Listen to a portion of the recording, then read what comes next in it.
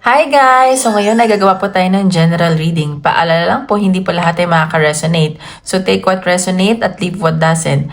And don't forget to hit like and subscribe para po updated kayo sa videos ni upload ko. At sa mga gusto magpa-private reading, message na lang ako sa Facebook or Instagram, nasa description box below.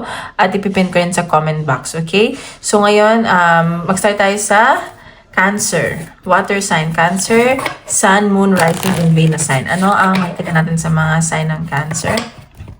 Sun, Moon, Rising, and Venus sign.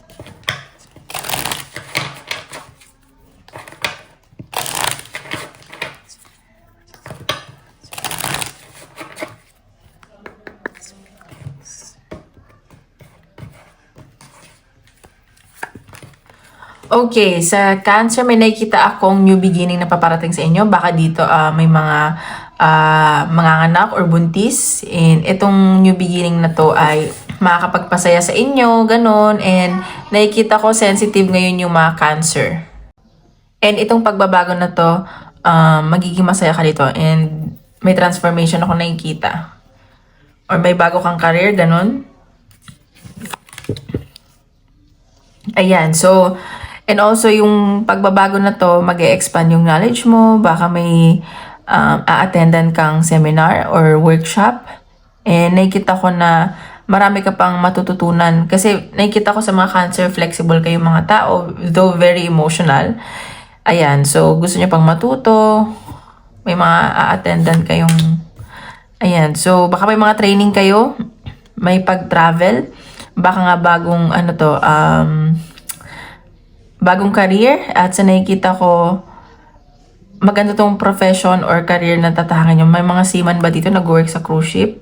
Ganun. And medyo nai-stress lang kayo ng onte pero wag daw kayong mag-alala kasi magiging maayos naman daw yung lahat. Ayan no, mga may magsusign ng contract dito, may mga i-deal kayo and sa nakikita ko maganda naman yung offer sa inyo. Ayan, siguro may mga panibagong contract dito, ganyan. So, tingnan pa natin. Mga pipirma ng kontrata, nag-aayos ng mga papeles.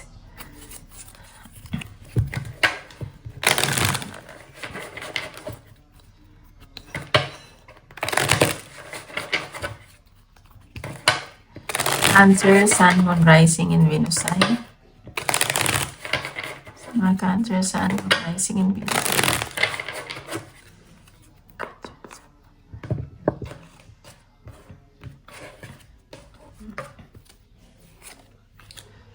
Okay, so nakikita ko,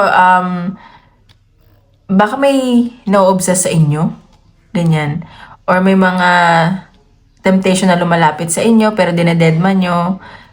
Ayun no, mag-ingat lang kasi baka yung, yung temptation, may mabuo dito, ganun. So, ingat lang. Ayan, so pinag-iisipan nyo to. At sa nakikita ko yung mga Cancer, very emotional pero nagiging matalino. May message din ako na nakikita paparating at new beginning talaga. And... tignan pa natin. Ayan no, nagiging matalino yung mga Cancer. At may nakikita ako kung sa love life to, yung person mo, siguro ang kadil nyo is air sign, Aquarius, Libra, and Gemini.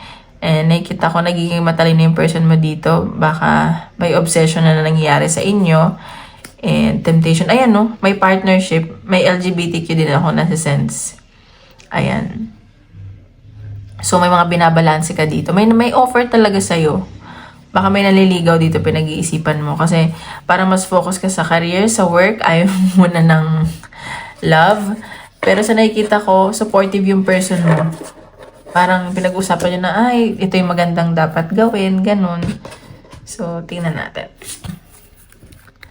Ano yung possible advice ng universe? Advice ni universe.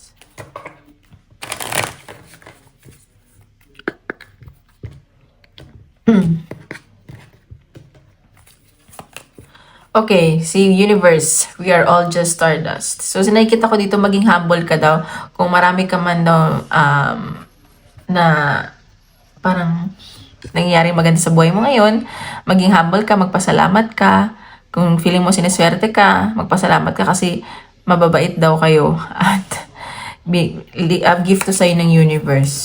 Okay? So, tingnan pa natin. Possible message. para sa mga Cancer. Sun.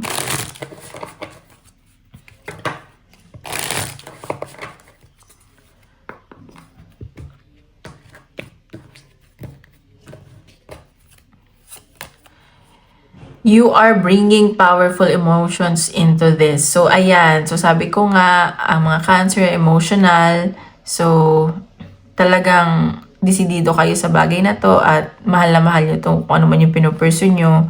So, ayan. So, kung ano man yung sinasabi nyo sa sarili nyo, kung ano yung nafe-feel nyo, kung ano yung vibration nyo, yun yung binibigay sa inyo ng universe. Kaya lagi lang tayo maging positive. Okay? So, tingnan pa natin. Possible message ng universe.